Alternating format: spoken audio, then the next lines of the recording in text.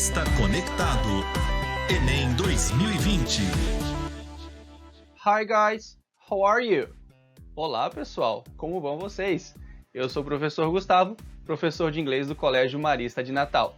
E é com imensa satisfação que eu venho hoje falar um pouquinho com vocês aqui no YouTube sobre a prova de inglês do Enem. Lá no podcast nós falamos bastante sobre as competências e habilidades do Enem. E hoje, aqui no vídeo, a gente vai se aprofundar em uma dessas habilidades. A competência diária de língua estrangeira tem como seguinte texto: conhecer e usar línguas estrangeiras modernas como instrumento de acesso a informações e a outras culturas e grupos sociais. A competência diária abrange todas as questões de língua estrangeira e ela visa que o candidato saiba utilizar a língua estrangeira como um instrumento, uma ferramenta. Ela não é o nosso objetivo principal, mas ela é a ferramenta com a qual eu acesso a informação, ela é a ferramenta com a qual eu acesso outros grupos e outras culturas. Como a gente pode ver na nuvem de palavras, inglês, obviamente, é uma dessas línguas que serve para essa comunicação universal. A habilidade 5, que é a habilidade que eu comecei a falar com vocês lá no podcast, ela tem como seguinte texto: associar vocábulos e expressões de um texto em língua estrangeira moderna ao seu tema. Então olha o que ele espera que a gente consiga fazer. Associar a menor parte de significado possível, que é o vocábulo ou a expressão, ao tema do texto. Então é estabelecer essa relação, essa associação de significado. O que isso quer dizer? Muitas vezes uma palavra pode ter inúmeros significados. É o caso, por exemplo, da palavra swing. Swing em inglês pode significar um substantivo, como vocês podem ver aí, o balanço, mas também pode ser o verbo balançar. Dependendo do contexto e da posição da frase que ele se encontra, esse significado pode variar. Além disso, existem outros recursos da linguagem, como, por exemplo, a metáfora, a ironia, em que, nesses casos, a palavra pode adquirir um outro significado. No caso da ironia, ela pode significar até o seu oposto. Vamos agora para a aplicação dessa habilidade em uma questão. Temos na questão aí a reprodução de um site da internet, que tem como tema central Do It Yourself, que é uma expressão em inglês que significa faça você mesmo, faça por si só, dando a entender certas atividades que podem ser realizadas pelo próprio usuário, em que ele vai tentar fazer reformas, decorações, produzir algum objeto por conta própria. A sigla DIY, que está ali embaixo, é uma forma abreviada dessa expressão. O site revela uma certa possibilidade em pesquisar informações relacionadas a esse tema. Podemos ver aqui na aba How To's, que vem da expressão how to do something, como fazer algo, em que há diversas possibilidades de escolhas para informações de como fazer algumas atividades. Como, por exemplo, ele escolheu Decorating and Painting, podemos ver então que há várias opções de decoração e pintura. Outras abas são possíveis, como Your Projects, Forums, mas o que realmente é importante é o que foi selecionado pela pessoa, o usuário que estava pesquisando. Olha aí então o enunciado da questão. Pelas expressões do it yourself e how to's, entende-se que a pesquisa realizada na página da internet revela uma busca por. Vejam como as características dessa habilidade são bem marcantes na elaboração do enunciado. Nós temos um enunciado inteiro elaborado em língua portuguesa, porém, duas expressões são mantidas no seu original sem tradução. Elas são as expressões bases que vão servir para a nossa interpretação.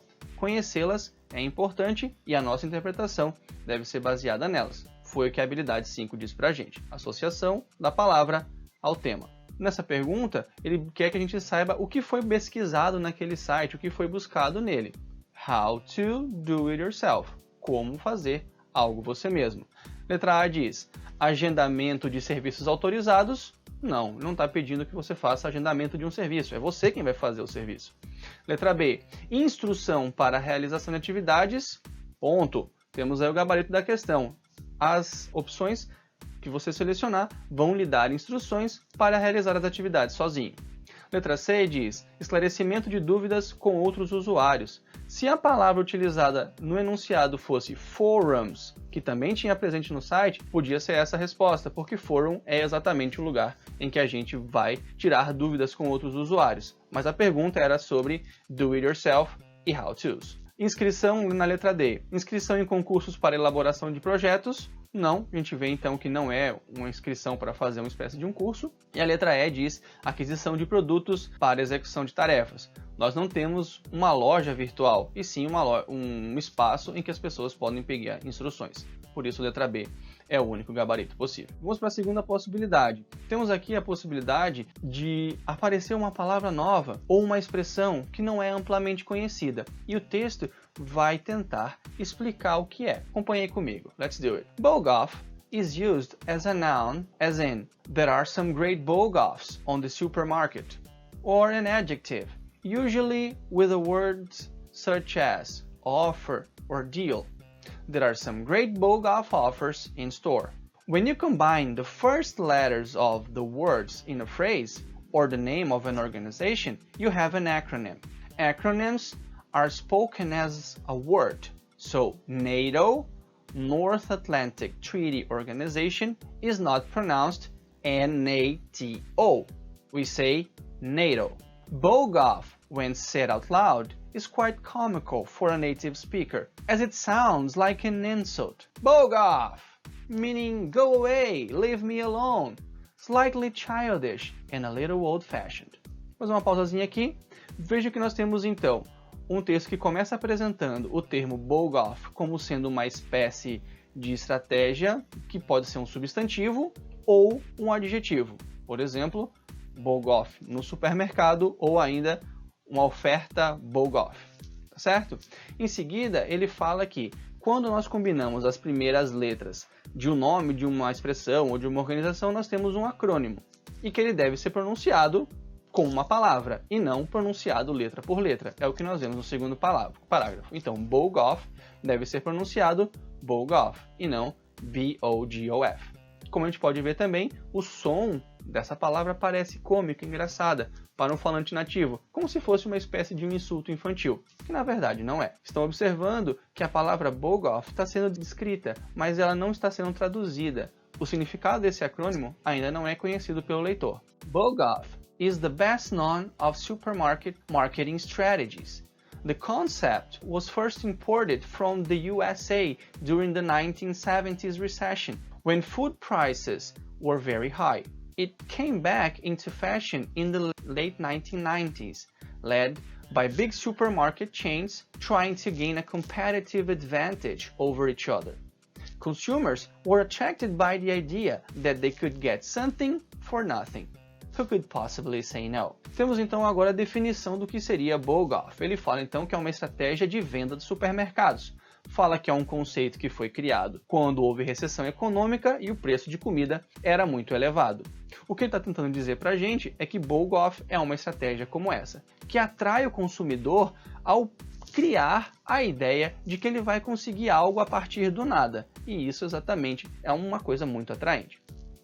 O texto não apresenta, mas bog-off significa buy one, get one free. Buy one, get one free. Como a gente falaria em português, pague um e leve dois. Você só vai conseguir interpretar isso com os elementos trazidos pelo texto, mas a tradução da expressão não está presente aí não. Olhem como a habilidade 5 pode ser utilizada com esse tipo de texto. Considerando-se as informações do texto, a expressão bog-off é usada para. Vejam aí que não há tradução mesmo no enunciado em português e que o candidato deve ser capaz de associar essa palavra a todas as descrições presentes no texto e a partir disso chegar à conclusão de que bog-off é uma estratégia utilizada para anunciar mercadorias em promoção. Ok? Vejam que mais uma vez a relação da palavra com o texto é essencial para a compreensão, interpretação e resolução do exercício. Bog-off não é utilizado para pedir para uma pessoa se retirar.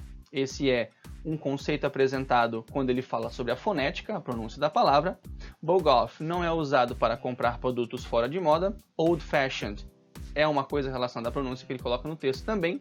Indicar recessão na economia não é o que a palavra bog-off é utilizada e muito menos para chamar alguém em voz alta, certo?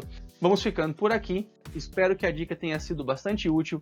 Foquem nas competências e habilidades do Enem, que com certeza é uma grande maneira de você se preparar muito bem para a prova. Ficamos por aqui. Até a próxima. Bye, bye!